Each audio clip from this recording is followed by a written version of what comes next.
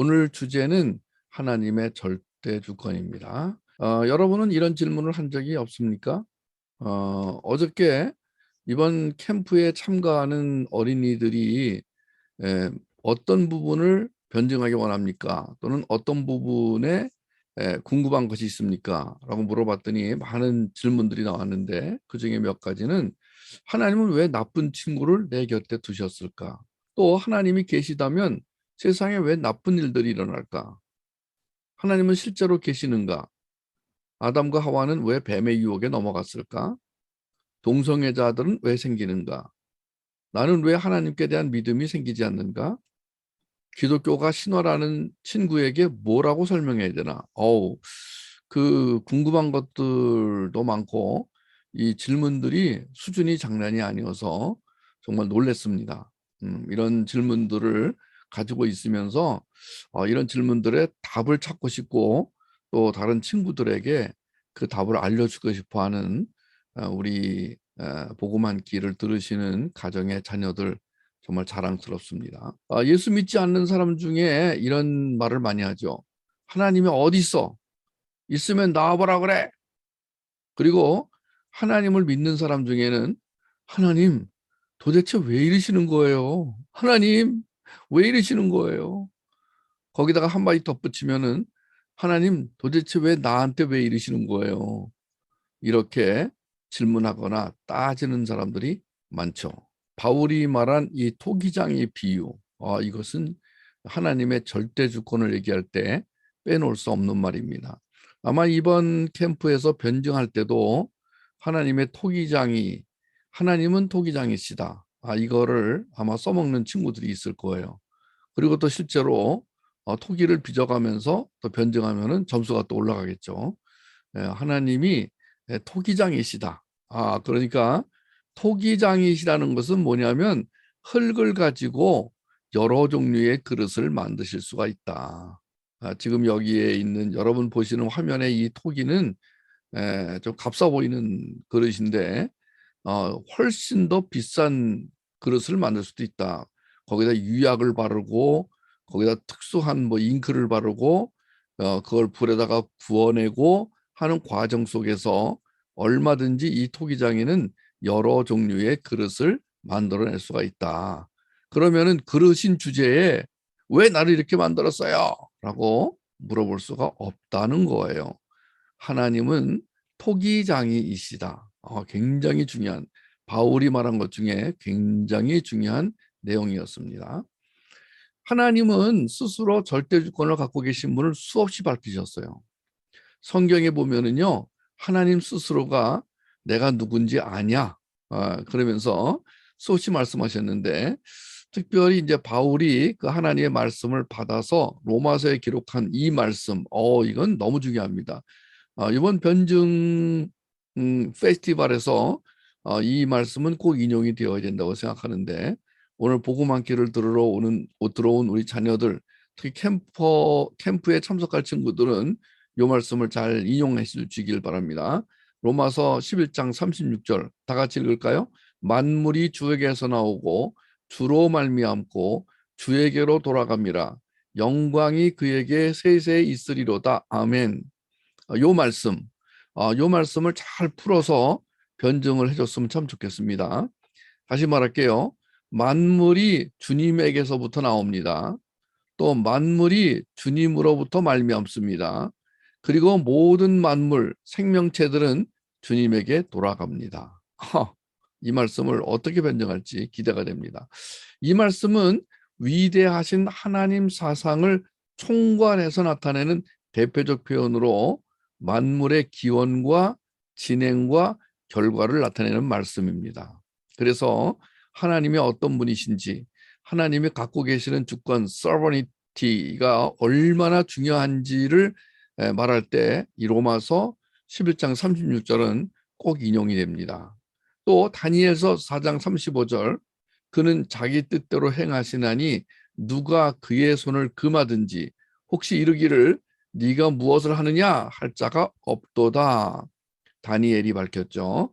또 시편에 보니까 오직 우리 하나님은 하늘에 계셔서 원하시는 모든 것을 행하셨나이다.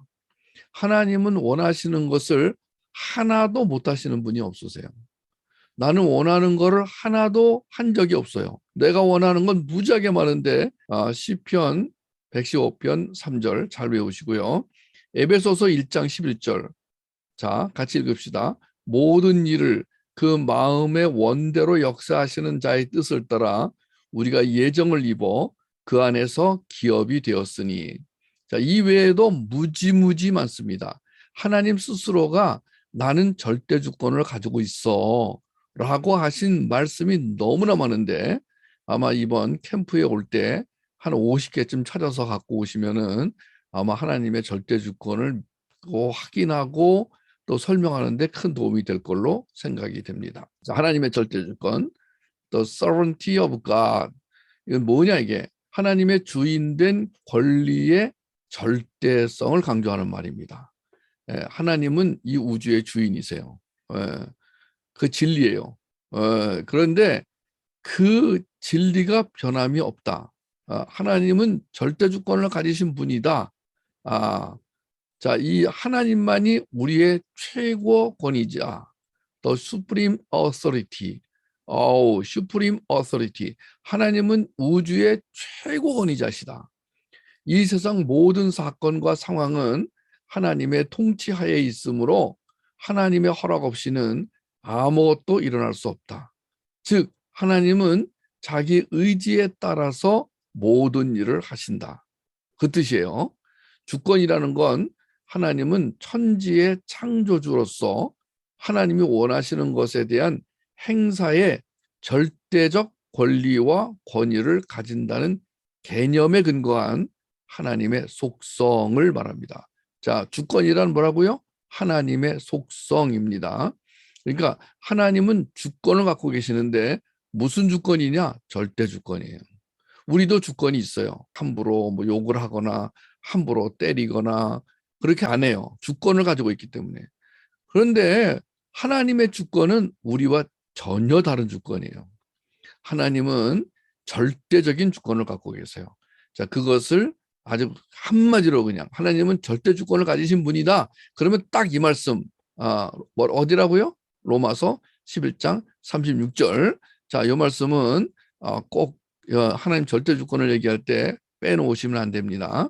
다시 한번 크게 읽겠습니다. 이는 만물이 그에게서 나오고 주로 말미암고 주에게로 돌아감이라 그에게 영광이 세세히 있을지어다. 아멘. 자, 하나님의 주권이란 하나님께서 창조하신 모든 피조물에 미치는 하나님의 절대적인 능력을 말합니다. 따라서 하나님의 절대 주권이란 말 속에는 하나님의 우주 만물이 아니죠. 하나님이 우주 만물의 창조주이심을 믿는 절대적인 신앙이 전제되어 있습니다. 그러니까 하나님이 이 우주 만물을 지으신 창조하신 분이 아니다 그러면 에휴 절대 주권 안 믿어 이러겠죠. 그러니까 하나님의 절대 주권을 믿지 않는 사람에게 하나님의 절대 주권을 가지신 분이라는 걸 변증하려면은 꼭 다뤄야 되는 부분이 있어요. 뭐냐? 하나님은 천지를 지으신 분이다. 하나님은 이 우주를 창조하셨다. 그러므로 이 창조라는 부분을 빼놓고는 하나님의 절대 주권을 말할 수가 없죠. 따라서 하나님의 절대 주권을 믿는 사람들은 이 세상에서 일어나는 일들 중 어느 것 하나도 하나님의 뜻과 무관하게 발생하는 것은 아무것도 없다는 사실을 분명하게 믿게 됩니다. 하나님의 주권은 하나님이 지금도 살아계시고 우주 만물의 운행과 질서를 주관하고 계신다는 믿음을 기초로 하고 있습니다. 그러니까 이것을 믿는 사람은 변정할 필요가 없어요. 그러니까 하나님은 절대적인 주권을 가지고 나를 사랑으로 돌보시는구나. 그런데 이걸 믿지 않는 사람에게 변증을 하려니까 조금 어려워지는 것입니다. 바울이 로마서 9장에서 토기장의 비유, 아까 우리 다시 한번 확인했잖아요. 이 토기장의 비유도 바울이 참다 못해서 여러분 하나님이 어떤 분인지 아세요? 여러분은 지금 하나님 앞에서 뭐 이러쿵저러쿵 말이 많고 뭐 질문도 많고 따지는 것도 많으신데 여러분 그러지 마세요. 우리 하나님은 절대적인 주권을 가지신 분입니다. 이거를 변증하기 위해서 바울이 내놓은 말이 토기장의 비유였어요. 바울이 속이 타가지고 이 사람들이 하나님 지금 잘 모르네, 하나님 안 믿네. 그래서 이 바울이 토기장의 비유를 사용했던 거죠. 우리는 지금 개혁주의라는 교리 신학을 따르고 있는 사람들이에요. 이 개혁주의의 모든 사상은 그 핵심 교리가 하나님의 절대주권 사상에서 나옵니다. 그러니까 하나님의 절대주권을 얼마나 믿느냐가 개혁주의자냐 아니냐. 참고로 말하면은 하나님의 절대주권을 믿지 않는 사람들은 인간의 책임을 강조합니다. 그러니까 하나님의 절대주권을 믿는 사람들은 구원받는 것도 하나님에게 달려있다. 구원받을지 못 받을지도 하나님에게 달려있다. 그런데 인간의 책임을 강조하는 사람들은 아니다. 하나님이 구원을 주려고 해도 인간이 거절하면 어쩔 수가 없다. 자, 완전히 다른 생각이죠. 개혁주의, 칼빈주의의 핵심 교리는 바로 하나님의 절대주권 사상에서 나옵니다. 하나님의 절대주권 사상은 개혁주의, 칼빈주의의 원리, 실질적 원리라고 할 수 있어요. 창조자, 섭리자, 통치자, 구속자로서 하나님은 자신의 모든 창조물과 또 그 창조물들의 활동을 주관하세요. 시편 127편 1절도 굉장히 중요한 하나님의 절대주권과 관련해서 꼭 외워야 할 말씀입니다. 같이 읽을까요? 여호와께서 집을 세우지 아니하시면 세우는 자의 수고가 헛되며 여호와께서 성을 지키지 아니하시면 파수꾼의 깨어 있음이 헛되도다. 아무리 비행기를 수백 대를 사오고 아무리 핵무기를 만들고 아무리 성을 쌓고 아무리 방공망을 만들고 아무리 열심히 노력해도 하나님이 지켜주지 않으면 소용이 없다. 아무리 열심히 일해도 하나님이 세워주지 아니하시면 소용이 없다. 하나님이 절대적으로 인도하시고 절대적으로 보호하시고 절대적으로 역사하신다. 이게 하나님의 절대주권 사상이에요. 자, 욥기 1장 20절에서 22절 같이 읽겠습니다. 욥이 일어나 겉옷을 찢고 머리털을 밀고 땅에 엎드려 예배하며 이르되 내가 모태에서 알몸으로 나왔사온즉 또한 알몸이 그리로 돌아올지라 주신 이도 여호와시오 거두신 이도 여호와시오니 여호와의 이름이 찬송을 받으실지니이다 하고 이 모든 일에 욥이 범죄하지 아니하고 하나님을 향하여 원망하지 아니하니라. 그래요. 우리는요 그냥 이 세상에 알몸으로 왔어요. 지금 여러분 다 예쁜 옷 걸치고 있잖아요. 누가 주신 것이죠? 하나님이 주신 거예요. 우리가 지금까지 잘 먹고 살았잖아요. 누가 잘 먹게 해주신 거죠? 하나님이 먹게 해주신 거예요. 여러분 지금 다 건강하시죠? 그 건강 누가 주신 거예요? 하나님이 주신 거예요. 여러분 우리가 하나님이 주신 거 갖고 살다가 다시 또 갈 때는 알몸으로 돌아갑니다. 그러므로 하나님은 이 모든 것의 시작이시며 이 모든 것의 주관자이시며 이 모든 것의 주인이십니다. 하나님의 절대주권을 인정하는 삶은 예수 그리스도의 구속사를 이해하고 받아들이는 가운데 예수님과 한 몸됨을 갈구하게 됩니다. 그러니까 절대주권을 믿지 않는 사람들은 연합도 구하지 않게 되겠죠. 절대주권 상태에서, 절대의존 상태에서 예수님의 생각과 마음을 따라 살게 되는 겁니다. 그리고는 섭리와 경륜, 작정과 예정을 믿게 되고요. 이 세상의 모든 것을 상대화할 수가 있습니다. 슬픈 일도 좋은 일도 부하 매동하지 않습니다. 막 들끓었다가 또 막 떨어졌다가 소위 조울증 같은 것에 빠지지 않는 거죠. 코람데오의 자세로 살아갈 수가 있습니다. 하나님의 절대주권을 변증하려면 다음의 주제들에 대해 말할 수 있어야 합니다. 오늘 복음 한 끼 들으러 오신 분 중에서 조장이 되시는 분들은 요거를 캡처해 놓으셔가지고 우리 그 조원들이 이런 것들을 알아야 하나님의 절대주권을 변증할 수가 있다는 거 잘 설명해 주시기 바랍니다. 자, 하나님은 살아계시는가? 하나님은 누구신가?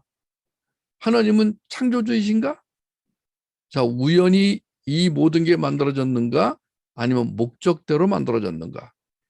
하나님은 창조 후에 무책임하게 내버려 두시는 분이신가? 아니면 섭리하고 작정하고 구속하시는 분이신가? 사랑으로. 하나님 절대 주권을 믿으면 어떻게 되는가? 운명론이나 자충성에 안 빠지고 섭리와 인도에 감사하게 되는구나. 하나님의 절대 주권을 믿었던 사람들이 있어요? 무지 많습니다. 성경에만도 다윗, 바울, 한나, 마리아, 욥, 무지무지하게 많이 있습니다. 그리고 나도 그 중에 하나입니다. 만약에 내가 친구한테 하나님 절대 주권을 변증한다 그러면 내가 왜 하나님 절대 주권을 믿게 되었는가? 그래서 나는 뭐가 달라졌는가? 이런 거 얘기하면 딱이죠.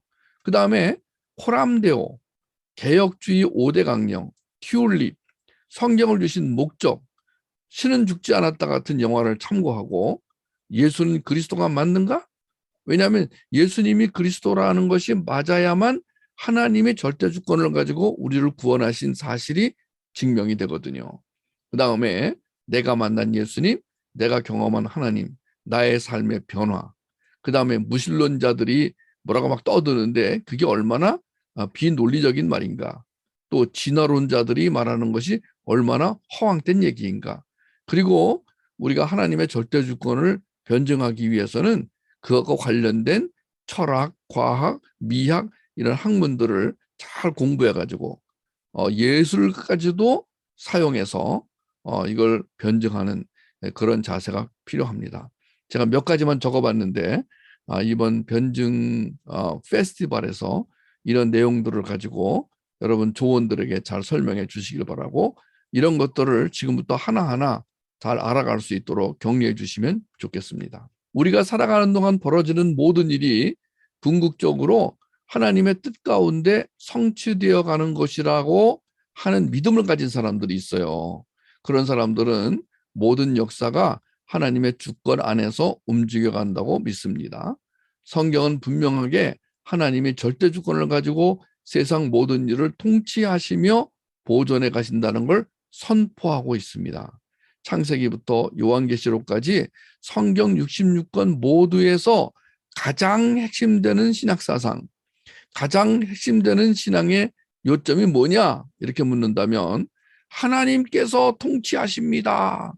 하나님께서 이루십니다. 이 말이에요. 여러분이 자주 이 말을 사용하신다면 여러분은 하나님의 절대 주권을 믿는 사람들이고, 이 말을 안 써요. 이 말을 잘 안 써요. 이 말이 뭔지도 몰라요. 그러면은 조금 수상한 사람들입니다. 변증은 물 건너가겠죠. 우리가 아무리 어떤 노력을 하고 어떤 계획을 세우고 어떤 수단 방법을 동원한다고 할지라도 하나님의 작정하심과 예정하심과 섭리하심을 바꿀 수가 없다는 겁니다. 만약 우리가 이 땅에 사는 동안에 어떤 업적을 쌓았어요.